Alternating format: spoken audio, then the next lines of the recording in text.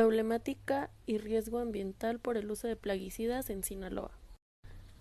Según la FAO, los plaguicidas son sustancias o mezcla de sustancias que se utilizan de manera intensiva para controlar plagas agrícolas e insectos, los que se consideran vectores de enfermedades en humanos y en los animales. Estos a su vez son utilizados para el control de insectos y ácaros que afectan a la producción, elaboración, almacenamiento, transporte o comercialización de alimentos, productos agrícolas, etc. Es bien conocido que los plaguicidas son sustancias químicamente complejas y que una vez que éstas son aplicadas o utilizadas en el ambiente, sufren diferentes transformaciones a nivel físico, químico y biológico. Además, que también pueden ser arrastrados por corrientes de aire y agua. Los residuos volátiles pasan a la atmósfera y caen en forma de lluvia a otros lugares. Con esto, nos podemos dar cuenta que el uso de estas sustancias puede llegar a afectar a diferentes niveles de un ecosistema. En México, la superficie agrícola cultivada en los últimos 20 años es de 20 millones de hectáreas, de las que de mayor uso es el sistema temporal, es decir, los cultivos dependen del comportamiento de las lluvias y de la capacidad del suelo para captar el agua. Después, se redujo a 15.5 millones de hectáreas, mientras que la agricultura de riego se ha mantenido durante este periodo en 5 millones. En total corresponde el 75% de la superficie sembrada del país. La problemática para el cultivo de los granos y hortalizas han sido los diferentes tipos de enfermedades, plagas y malezas que perjudican desde la semilla hasta los frutos, los cuales han podido contrarrestarse con la aplicación de los plaguicidas. En la actualidad, la actividad agrícola es una fuente de contaminación importante, desde la introducción del diclorodifeniltricloretano, que es uno de los principales plaguicidas utilizados, y el uso de otros productos como el taxofeno, endrin y organoclorados. La aplicación de la mayoría de los organoclorados fue prohibido en 1988, aunque en 1992 aún se permitía el uso de clordano, metoxicloro, endosulfán, pentaclorofenol, dicofol y clorotalonil, algunos de ellos aún registrados para uso restringido. Lo anterior ha generado que se empleen productos de menor persistencia pero con mayor toxicidad, denominados plaguicidas organofosforados, entre los cuales se puede mencionar el paratión, metílico, malatión y banzate. Datos de 1992 a 2002 muestran un incremento en el consumo de plaguicidas por hectárea, cuyo registro máximo es de 1.8 toneladas por 1000 hectáreas entre 1999 y 2002, mientras que el mínimo fue 1.3 toneladas por 1000 hectáreas durante 1992 y 1995. En México se calcula que existen alrededor de 900 plaguicidas y los cultivos en los que es más frecuente su uso son maíz, algodón, papa, chile, tomate, frijol, trigo, aguacate, café y tabaco. Se estima que el uso de estos va desde 395 hasta 13.163 toneladas de plaguicidas al año. Dentro de los estados con mayor uso de plaguicidas podemos encontrar a Sinaloa, Veracruz, Tabasco, Nayarit, Colima, Michoacán, entre otros. En el caso de Sinaloa, la aplicación de estos compuestos ha sido una de las principales fuentes de contaminación ambiental, generando altos casos de intoxicación y problemas de salud pública. Caso Sinaloa, corazón agrícola. Sinaloa es conocido a nivel nacional como el corazón agrícola de México.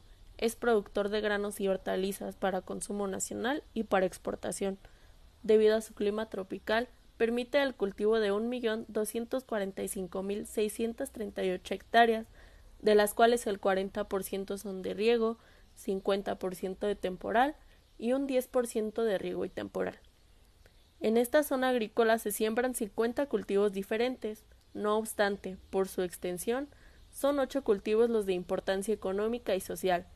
En granos básicos destacan maíz, frijol y trigo, y en alimenticios los cultivos hortícolas, principalmente tomate, chile y pepino.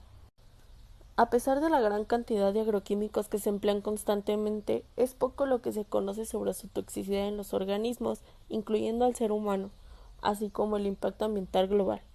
A este respecto, los suelos, que son la fuente generadora de los alimentos a nivel mundial, son vulnerables a los procesos de degradación, desertificación y su efecto en los ecosistemas que sustentan.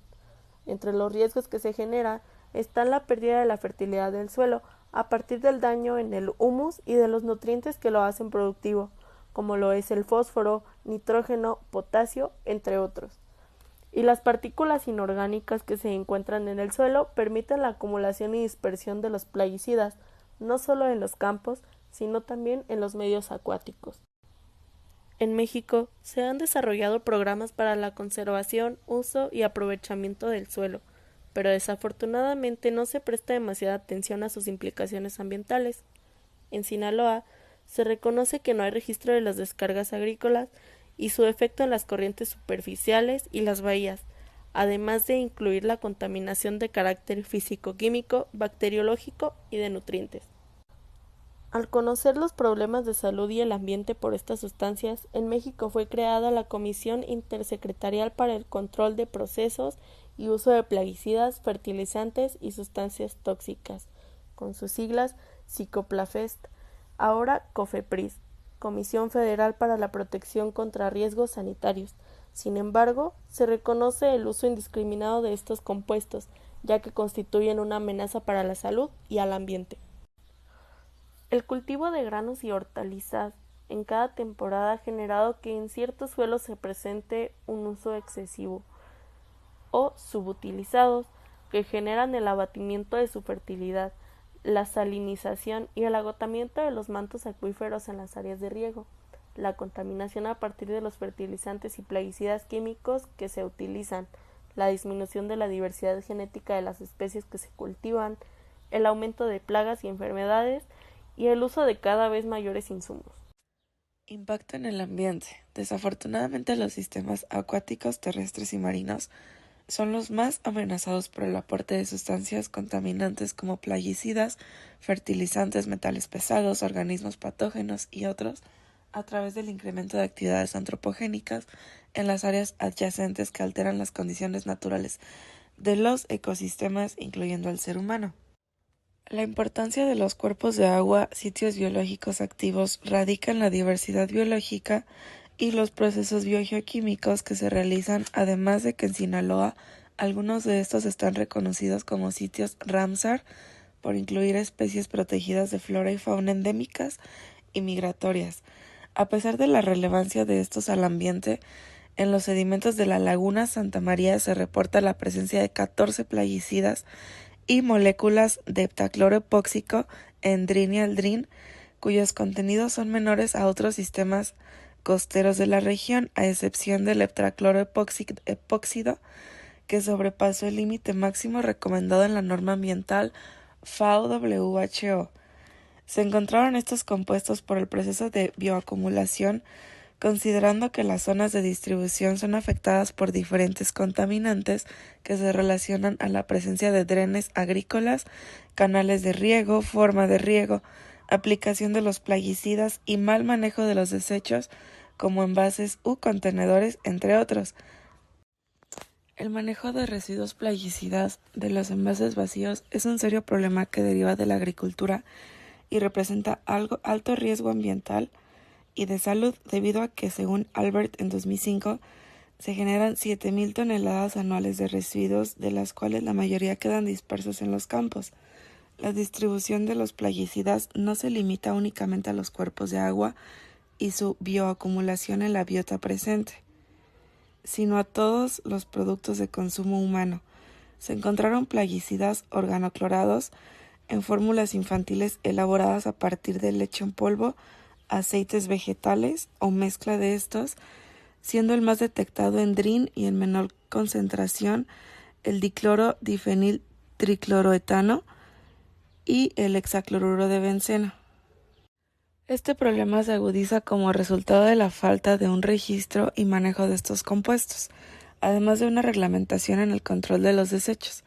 En Sinaloa y otros estados a nivel nacional, esto representa un conflicto ambiental que implica la búsqueda y recopilación de información de los tipos y cantidades de plaguicidas que se aplican en la región, conocer los procesos de transporte, degradación, biomonitoreo, entre otros, con la con la finalidad de establecer planes y programas en el manejo de estas sustancias e implementar nuevas alternativas amigables como bioinsecticidas o biofertilizantes con el ambiente que beneficien en igual o mayor manera su uso, tanto en campos agrícolas como en los hogares. Una alternativa para evitar contaminación en campos agrícolas sería la agricultura ecológica. Este es un sistema de producción agrícola sostenible que se emplea en Europa y que se concibe como una alternativa viable al enfoque tradicional de la agricultura, seguridad alimentaria y los problemas ambientales. Otra alternativa sería el control biológico y el uso de bioinsecticidas. En Sinaloa, las principales hortalizas que se producen son papa, tomate, chile y tomatillo, cultivos que cada año se ven afectados por insectos plaga, entre los que destacan la mosquita blanca y al menos otros 8 insectos plaga dependiendo del cultivo.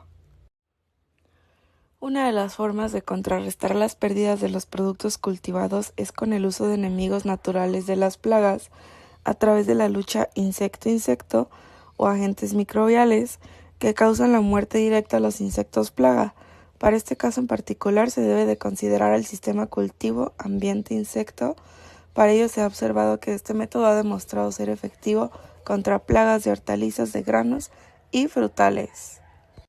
Por otro lado, los insecticidas elaborados a base de hongos entomopatógenos son un ejemplo de nuevas formulaciones de organismos virulentos que solo causan enfermedad y muerte en insectos.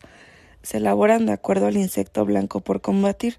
Durante el proceso se mezcla el ingrediente activo, que son las esporas, blastoporas y micelio, con ciertos materiales inertes, acarreadores, solventes emulsificantes o gelificantes y otros aditivos que pueden ser nutrientes o estimulantes y que favorecerán a la liberación de pequeñas cantidades del ingrediente activo durante tiempo prolongado, poca degradación a reacciones químicas. Las micro o nanocápsulas se adhieren al follaje y se absorben en diferentes partes del insecto a través de la cutícula y ejercen su acción de insecticida.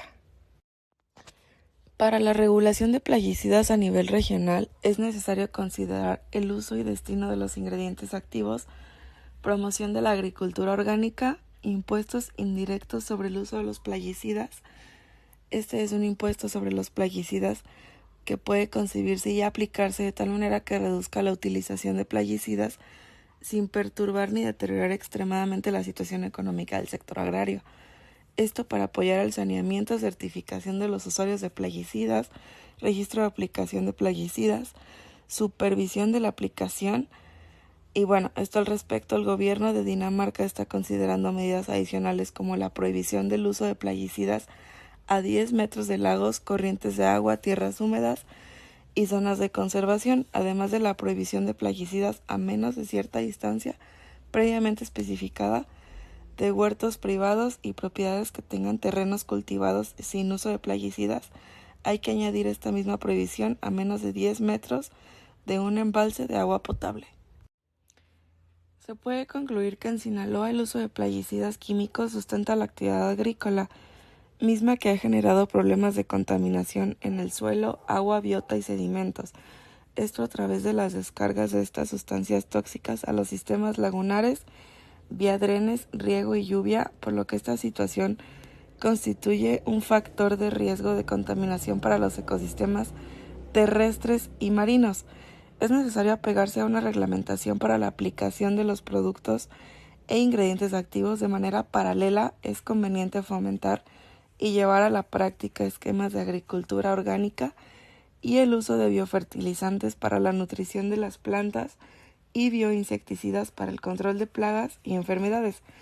Con base en el riesgo ambiental y de salud que tienen los plaguicidas químicos, es necesario desarrollar tecnología para la elaboración de nuevas fórmulas biodegradables para el control de plagas y enfermedades de la región, las cuales sean favorables a la agricultura y al medio ambiente. Todo esto refleja una alta cantidad de sustancias tóxicas provenientes de la actividad agrícola al ambiente, por lo que el riesgo de que los residuos plaguicidas contaminen al suelo, sistemas lagunares y mantos acuíferos es también muy alto, por lo que es oportuno derivar trabajos de investigación acciones y aplicación de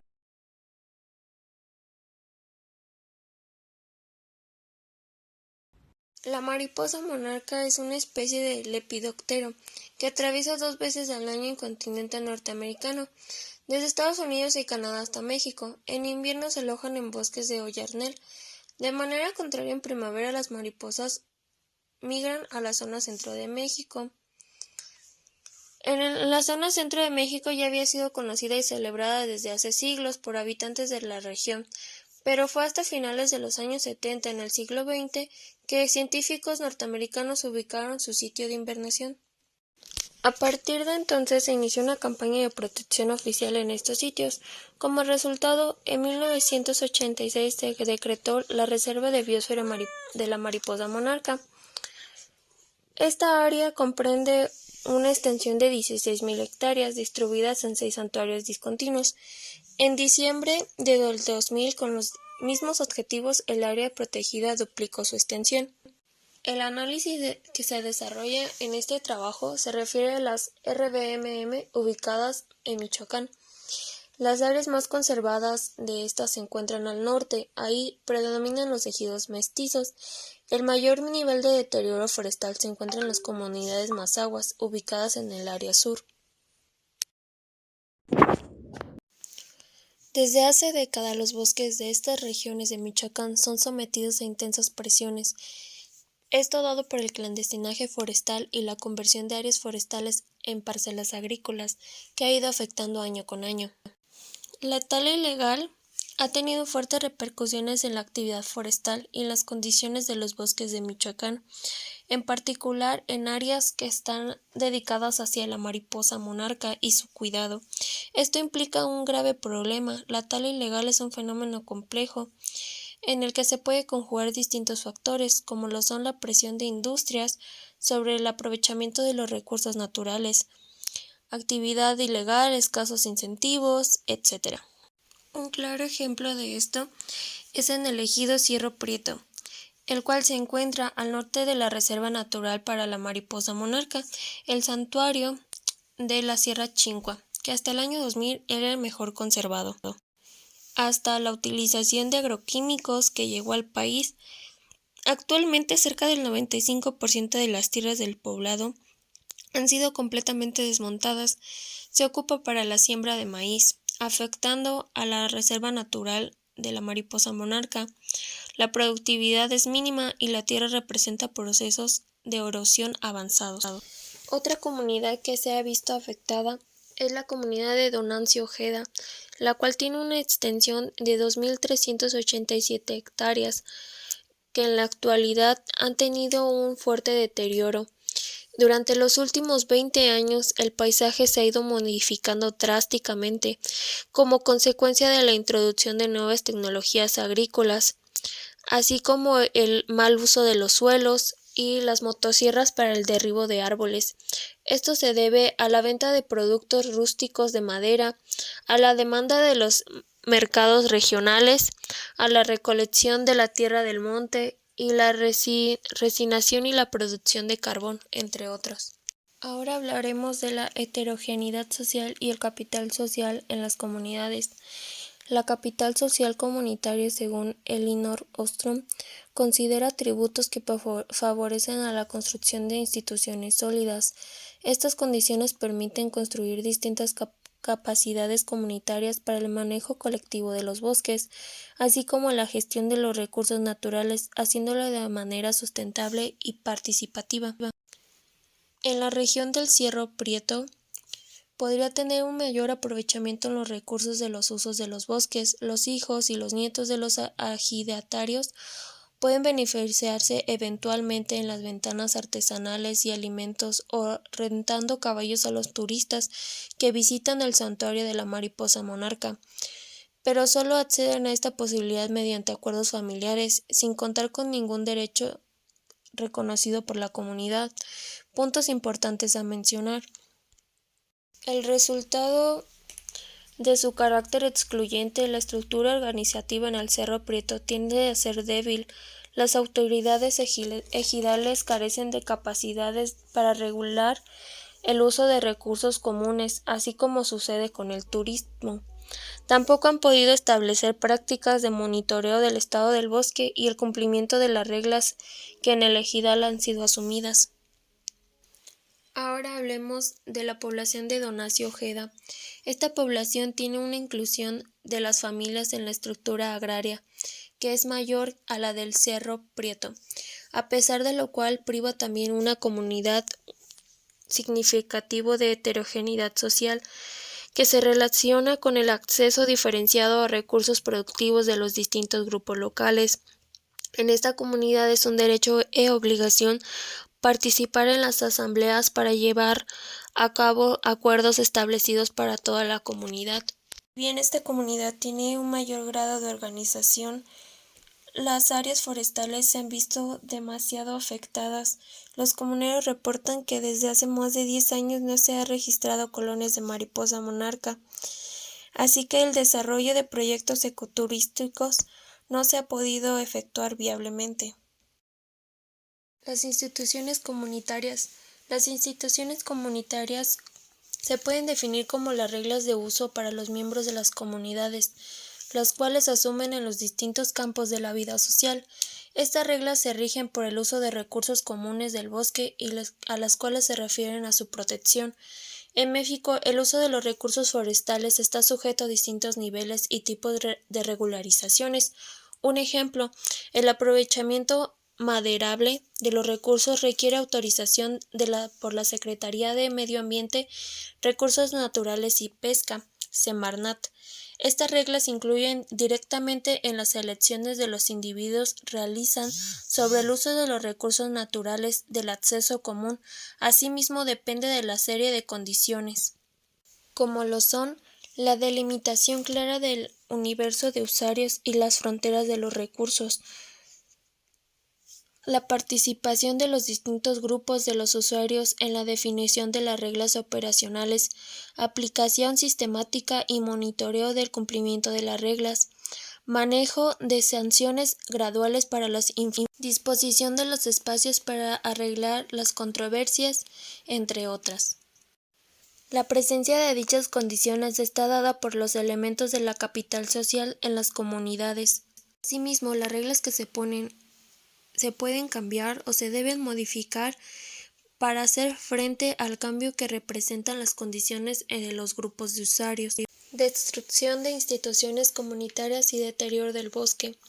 En la comunidad de Cerro Prieto, dentro de la zona, las reglas operativas fueron establecidas por el Instituto Nacional de Ecología, INE. El INE también elaboró e impone parte de las reglas operacionales de los usos de los recursos forestales para las áreas amortiguadoras, bajando el volumen de extracción al 20% en relación con el volumen autorizado. También la extracción de las franjas de 10 metros alrededor de la zona núcleo. Por último, el inicio de la cosecha de madera no podía llevarse a cabo hasta que la monarca hubiera iniciado su vuelo de regreso al norte.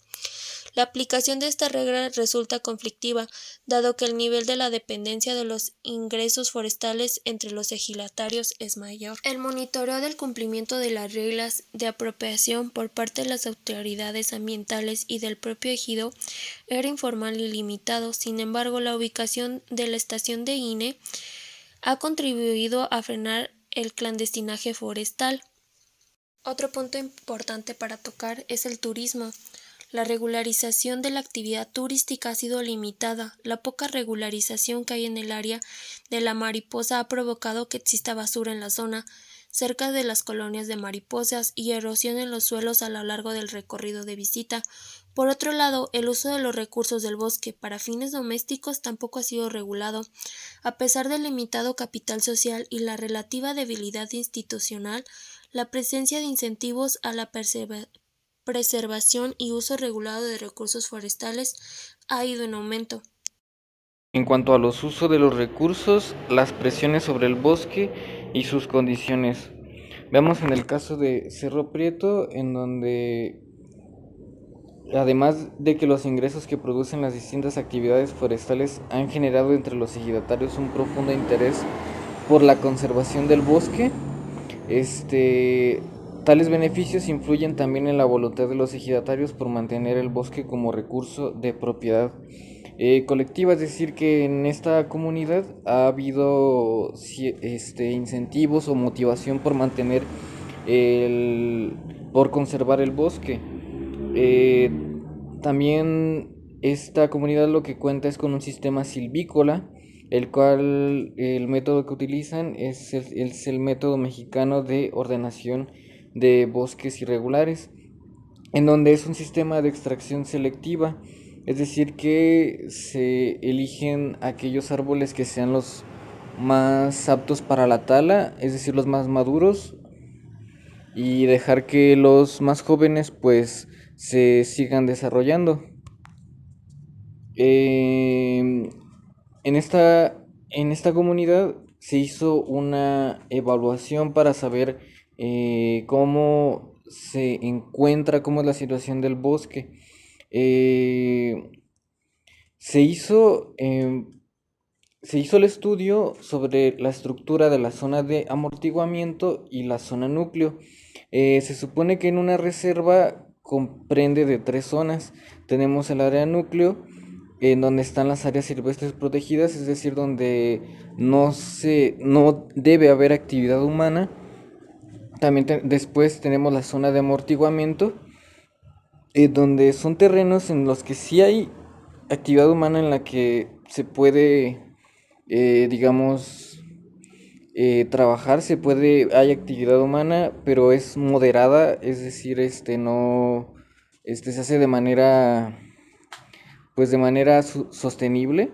Y después tenemos la zona de transición, que son pues ya los terrenos privados y dedicados a la producción y desarrollo socioeconómico. Y ya más alejado tenemos las comunidades. Aquí se comenta que se efectuó un muestreo sistemático de 2 hectáreas y se siguió una metodología en base a la Universidad de Indiana.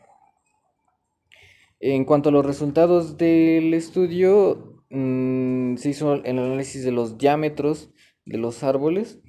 Eh, Dice que tanto en la zona núcleo como en la de amortiguamiento, la mayor parte de los árboles estaba integrada por individuos con diámetros entre 20 a 50 centímetros.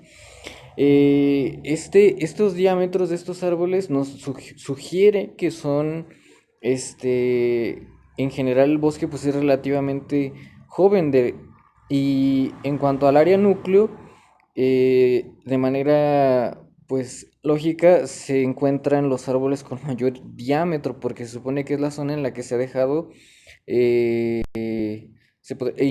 intacta y por lo tanto los árboles se han desarrollado, han llegado a la madurez, por lo tanto tienen un tronco con un mayor diámetro. Este, y dice que los árboles en la zona núcleo, los árboles jóvenes con diámetros menores a 10 centímetros, representan únicamente el 6% de la población, es decir, una población muy baja. En cuanto al análisis de los estratos forestales, este, se mostró que, como sucede en los bosques maduros que están conservados, pues el, el estrato arbóreo pues es más abundante. En cuanto al estrato medio arbustivo es poco denso y en algunas áreas pues no hay. Eh, y cuando está presente se compone de hasta 10 especies. En cuanto al estrato herbáceo o bajos, suele haber más abundad de especies que son 37 y muchas de estas pues suelen ser usadas por la comunidad, por la población de Cerro Prieto con fines medicinales. Eh, en cuanto al clandestinaje forestal, ¿qué nos arrojó el estudio? Bueno, en el área del bosque ubicada en el área de la zona núcleo de la reserva no se encontraron evidencias de clandestinaje forestal.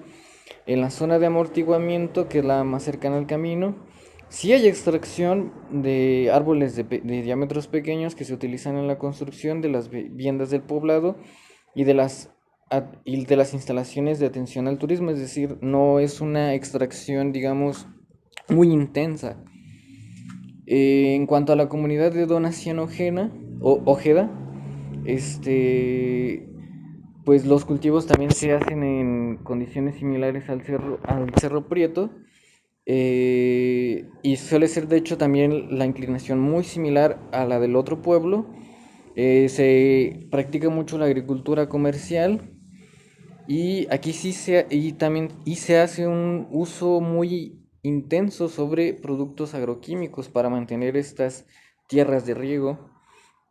Eh, en este caso, en esta comunidad también se hizo un análisis en donde se encontraron algunos indicios de que hubo extracciones muy intensas de los árboles. Se encontró que en la zona más alta, o sea, en las zonas de núcleo y en las de amortiguamiento, en donde se esperaría encontrar árboles de pinos y de oyamel de todas las clases de edad. No obstante, solo se encontraron individuos jóvenes de oyamel con diámetros menores de 20 centímetros y plántulas de esta especie. También ubicaron pocos individuos de pino con diámetros mayores de 30 centímetros, generalmente localizados en sitios de difícil acceso. Esto indica que pues ha habido una tala de los árboles más maduros, que son los más apropiados, y solamente dejaron pues a los que están en crecimiento. De hecho, también encontraron muchos troncos ya cortados por la sierra. Otro indicio es pues esta presencia de los tocones que está en la imagen, es la imagen superior, que es lo que queda después de que se corta el tronco del árbol. Eh, y también otro indicador de estas extracciones es la abundancia de la especie de tila. Esta especie crece, es favorecido por la apertura del dosel.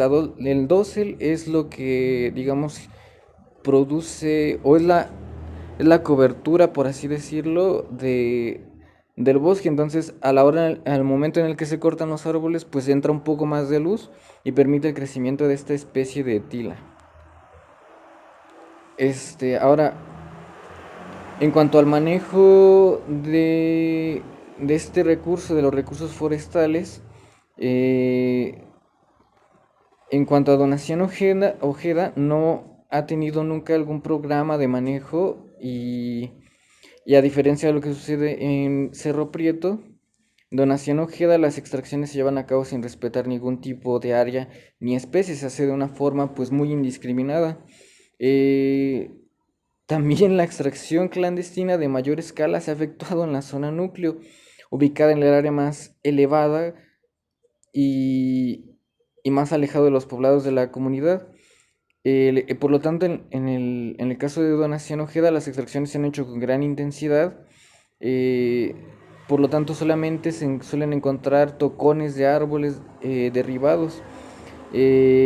Los comuneros designan esta práctica como contrabando o robo. Es una actividad organizada. Esta se lleva a cabo por las noches para que, por la cuestión de que no se percaten, sean difíciles de ubicar. Incluso van armados cuando realizan este tipo de actividades, que por supuesto son ilegales, y más cuando lo hacen en la zona núcleo, que son áreas pues protegidas. Bien, ahora los impactos que han tenido las políticas públicas sobre las instituciones comunitarias y sobre los usos de los recursos forestales. Eh, Ahora, en la comunidad de Cerro Prieto, hay ciertos factores que influyen en el manejo del recurso. Tenemos estos factores, que es hacia el año 2000, toda la historia de extracciones forestales en Cerro Prieto era de operaciones forestales reguladas, legales y controladas, y en buena medida por el propio ejido. También las condiciones físicas del bosque en Cerro Prieto se encuentra el bosque se encuentra bastante retirado, y por lo tanto, la gente pues no tenía cierto interés en en acudir, en hacer un uso intenso de esta área forestal. También el hecho de obtener ingresos eh, que incentivaban la valoración social de los recursos forestales, así como también la autorización para recibir visitas de turistas en el bosque, es decir, una fuente de ingresos que no involucrara pues la tala de esa área. En cuanto al robo de madera, sí hay una insuficiencia en cuanto a la vigilancia. Realmente las unidades y las camionetas o con el equipo con el que se cuenta para la vigilancia pues es muy poco significativo en comparación del área que se tiene que cubrir. Dice que las dificultades de acceso al bosque y la presencia constante de ejidatarios durante la temporada de visita de las monarcas son condiciones que también detienen el robo eh, de madera. Es decir, también esta zona aún así presenta cierta vigilancia tanto por la presencia de los ejidatarios y también por la misma situación del turismo. En cuanto a Donación Ojeda, los factores que influyen en el manejo del recurso es que esta comunidad no fue incluida en la Unión de Ejidos de Melchor Ocampo. En, en ese tiempo se realizaron en Donación Ojeda extracciones forestales en condiciones de rentismo. Eso significa que se da ciertos permisos a terceros para que puedan tomar madera de ahí. Y muchas veces esos terceros suelen aprovechar y llevarse más madera de la que está acordada. Eh, como aquí se comenta, las operaciones eran llevadas a cabo por Madero de Zitácuaro. La comunidad permanecía ajena a ellas, sin ejercer ningún control ni desarrollar algún aprendizaje sobre el proceso de producción forestal. Es decir, la gente no sabía de qué manera se puede hacer producción forestal de una forma pues sostenible. Entonces eso, lejos de hacer que la comunidad tuviera cierta valoración hacia el bosque, es esa misma inexperiencia se tradujo en sobreexplotación de estos recursos.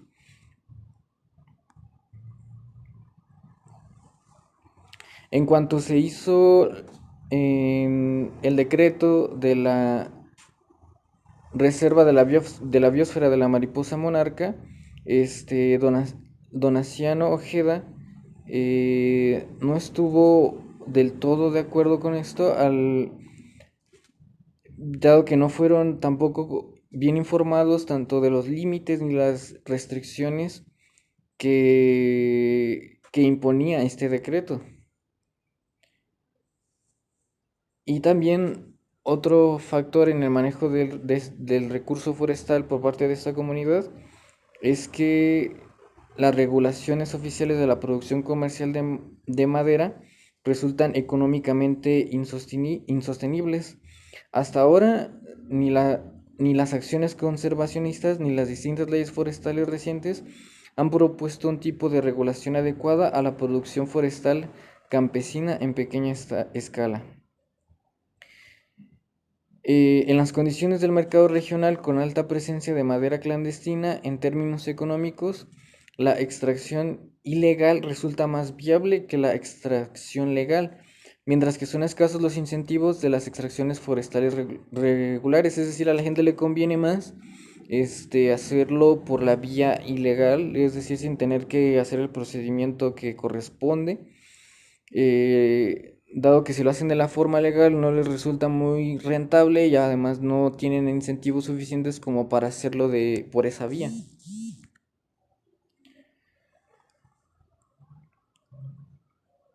Bien, ahora haciendo el análisis tenemos que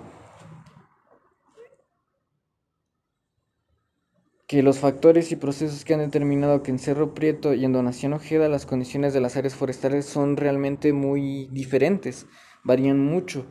La teoría de la acción colectiva propone que la presencia de capital sociable y de fortaleza institucional son condiciones que favorecen la capacidad de los grupos de usuarios o propietarios para manejar conjunta sostenidamente los bienes comunes. Esta perspectiva teórica no concede la acción de una gama amplia de otros factores como son la pobreza, las presiones de mercado, la densidad de población, las políticas económicas y otros, pero propone que las instituciones locales ejercen una importante mediación entre factores de tipo estructural o contextual y las prácticas de uso de los recursos comunes. Bien, como ya les había comentado antes, bueno, luego de que hubo de la veda forestal que se llevó a cabo entre 1950 y 1970 se levantó, no habiendo Nación Ojeda incentivos para el manejo regulado, mientras que su capacidad institucional para instrumentarlo era limitada. A estos antecedentes negativos se sumó la acción de las extracciones en condiciones de rentismo forestal, que presentaron una experiencia de apropiación privada de los recursos, dado que se le concede cierta este, propiedad a terceros, y pues por lo tanto pues son agentes externos y no es algo que estuvo a mucho control o supervisión por parte de los comunitarios.